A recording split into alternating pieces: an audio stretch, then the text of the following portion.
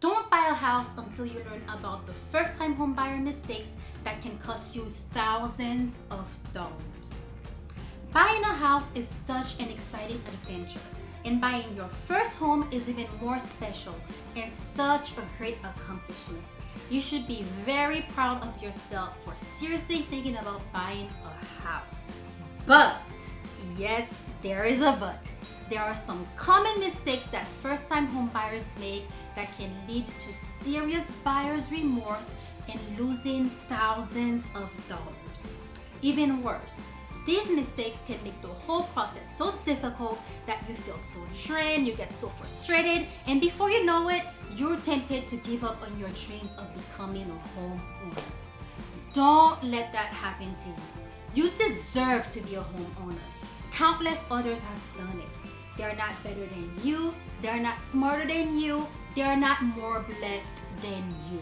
So why not you? While I do want your dream of becoming a homeowner to come true, I definitely don't want you to lose your hard-earned money, which is why I'm making this video for you. Here are the 10 mistakes first-time homebuyers make that can cost time and thousands of dollars. Asking for advice from random people. Going house shopping before getting pre-approved. Not getting quotes from different mortgage lenders. Not understanding the pre-approved amount versus what you can actually afford. Not interviewing different realtors. Signing a buyer's agreement with your realtor without understanding the terms. Using the listing agent to represent you. Not hiring a real estate attorney. Not saving enough for the down payment and closing cost. Looking for a house that does not exist. Let's discuss the first mistake, mistake number 1, asking for advice from random people. As a first-time home buyer, it's tempting to ask for everyone's opinion. Your parents, your sister, your brother, your friends, your neighbor, your pets, even the birds singing outside in the trees. I mean, let's face it, most first-time home buyers have no clue how to buy a house. Therefore, they feel like the more people's opinion they have, the better off they'll be. Wrong! Alright, don't get me wrong. I'm not trying to be mean to you. It's not asking for other people's opinion that's really the problem. Rather, it's asking for the wrong people's opinion. I know I can stop you from asking for other people's opinion. Like, I get it. But you know what's even better? Asking real estate professional for their professional opinions. I'm talking about realtors, mortgage lenders, home appraisers, real estate attorneys, and more. Look, you wouldn't go to your dentist and ask your dentist how to buy a house or should you buy a house, and at the same time, you wouldn't go to your realtor and ask your realtor, can you pull my tooth or can you treat my cavity? You wouldn't do that because it doesn't make sense. While it is tempting to have everyone's opinion on the process, trust me, all of that will leave you feeling confused and lead to more frustration. Save yourself the headache. If you want to buy a house, ask a real estate professional how the process works. You can always text or call me at 754-232-5952. I'll be happy to explain the process to you and answer any questions you have. You can also email me at crystal@nestfindr.com. Mistake number 2, going house shopping before getting pre-approved. Okay, this is super important. We live in the days of Zillow.com and Realtor.com, so I'm not going to tell you not to browse online to see what homes are available on the market. That's perfectly fine. If you want to buy a house, you should definitely start looking online to see what's available to you, what you like, and how much the houses cost in your area. That's perfectly fine. But the mistake that most home buyers make is thinking that they can just walk into a house and put in an offer right away. It doesn't work that way, people, beautiful people. It doesn't. I mean, unless you have a lot of cash in your bank account, then it might just work that way for you. If that's you, congratulations. You're one of the few people who can afford to do that. But most people can't. They need a mortgage, And in order to finance your home purchase or mortgage, you need to get pre-approved, okay? The pre-approval process is where your mortgage lender checks your finances, credit history, debt to income ratio to tell you the maximum amount they will approve you for your mortgage loan. Getting pre-approved also tells you the estimated amount for the monthly payment as well as how much you will need for the down payment and closing costs. You definitely don't want to skip that step. Make sure you get pre-approved. Mistake number 3, not getting different quotes from different mortgage lenders. It really breaks my heart when I see a first-time home buyer get one quote from one lender and attach themselves to that one letter. It breaks my heart. I'm serious, guys. It really does break my heart. You know why it hurts so much? Because that's exactly what I did when I bought my house as a first-time home buyer. I got one quote from one mortgage lender. Talk about major mistake. You definitely don't want to do that. Listen to me and listen closely. You have a right and a responsibility to yourself and your finances to get the best mortgage rates and programs for yourself. Everyone's situation is different. Just because mortgage lender ABC was good to your sister, your brother, your friend, doesn't mean they'll be right for you. The real estate market is constantly evolving. Don't limit yourself to one quote from one mortgage lender. Shop around, talk to different mortgage lenders, and pick the one that's right for you.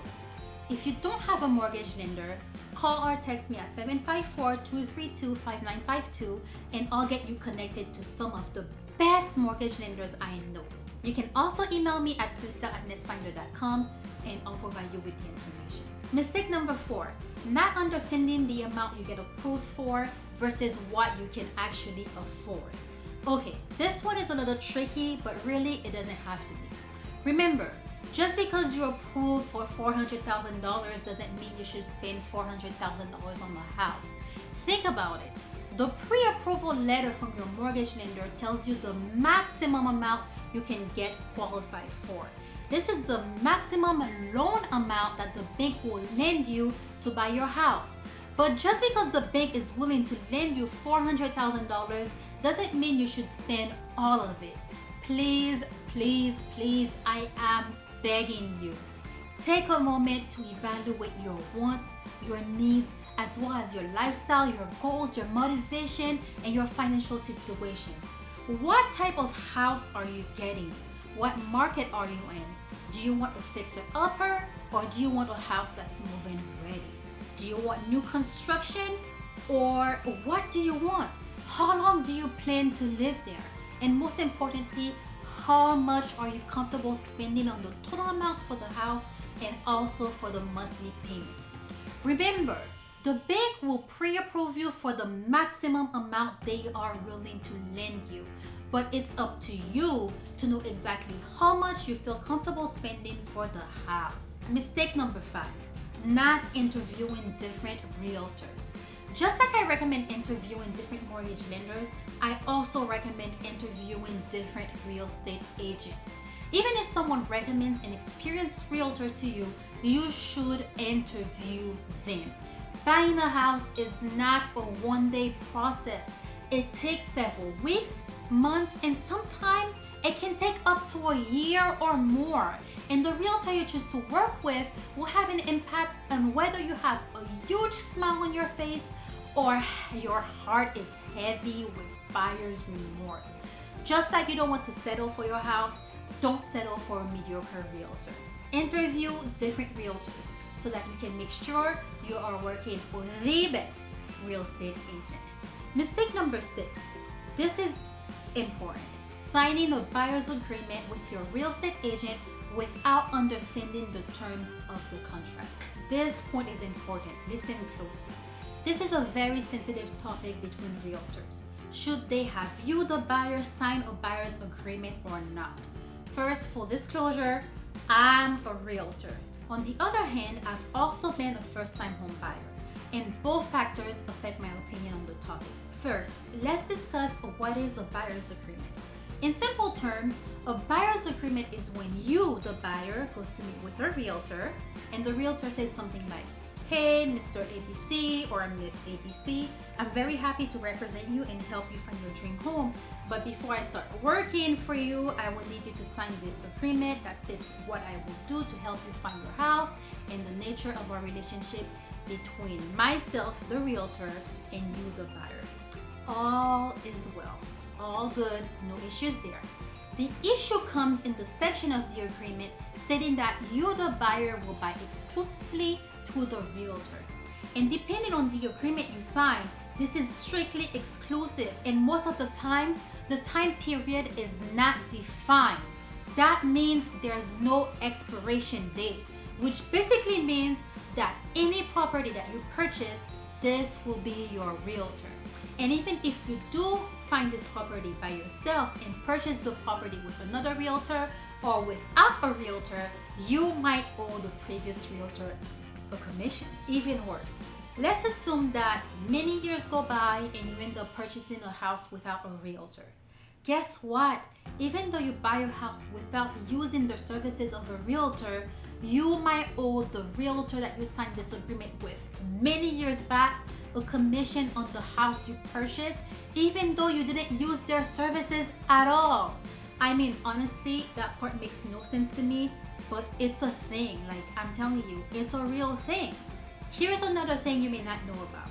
The buyer's commission is usually paid by the seller, but the buyer's agreement with your realtor might make it that you end up having to pay your realtor a part of the commission.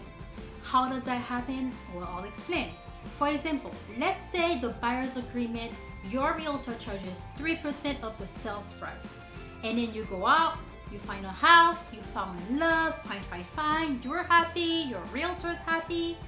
Now it's time to put in the offer. And guess what?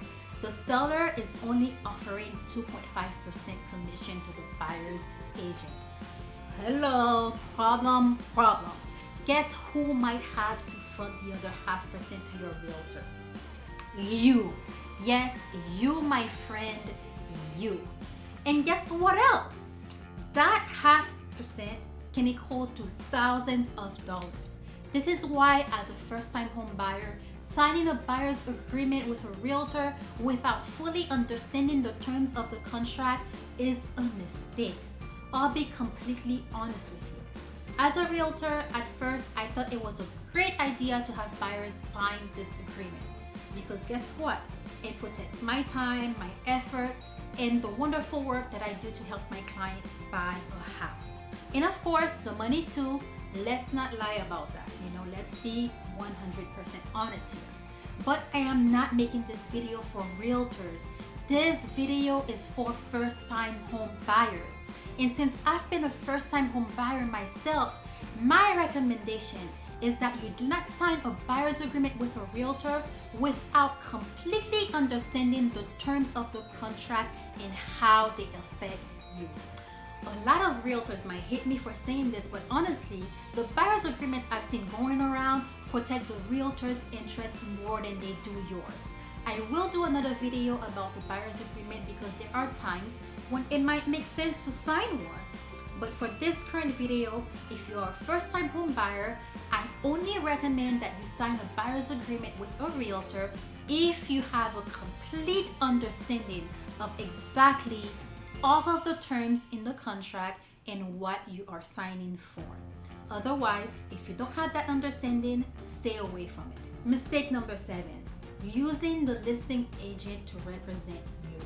So many first-time home buyers make that costly mistake. They go to an open house or see a house on the internet and they call the listing agent to view the property, and they use the listing agent to make an offer to purchase the house. They use the listing agent to represent them.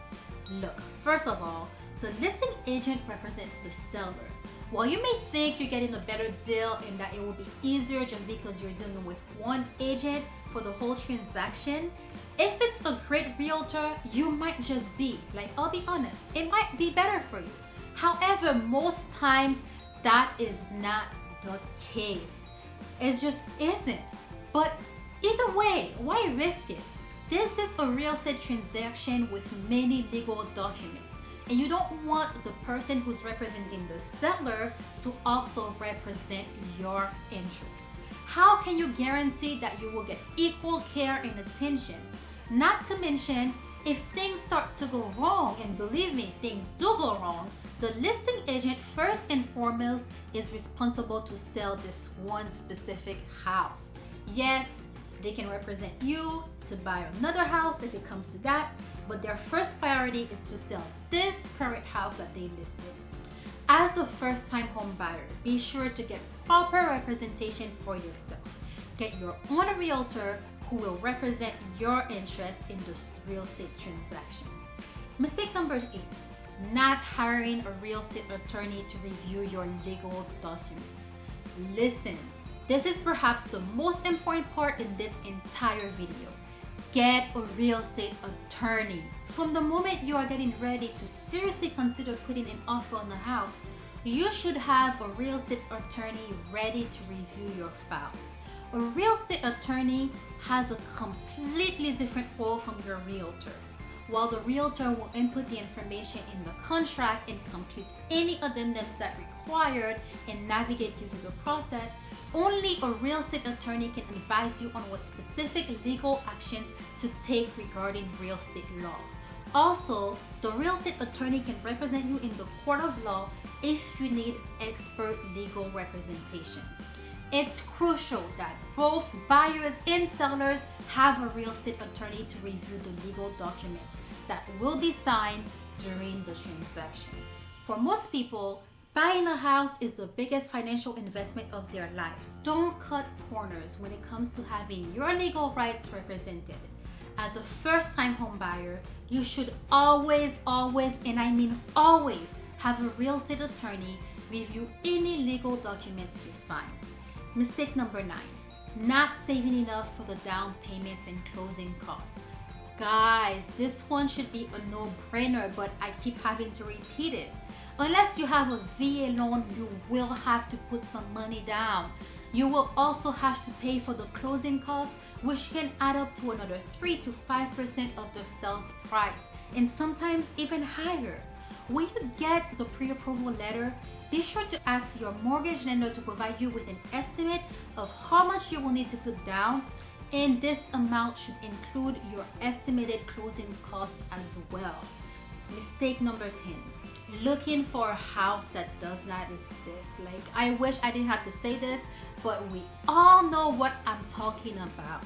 That special buyer who wants a beachfront property, 4 bedrooms, 3 bathrooms, 2-car garage, and wants to pay $200,000 to buy that house.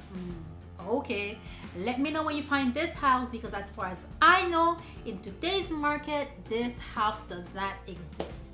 Maybe in another country it does, but not in South Florida, not anywhere in the US, I don't think. There is no way you're gonna find a beachfront property, 4 bedrooms, 3 bathrooms, 2-car garage for $200,000. Not in the year 2019. It just doesn't exist. Your dream home is out there, but guess what?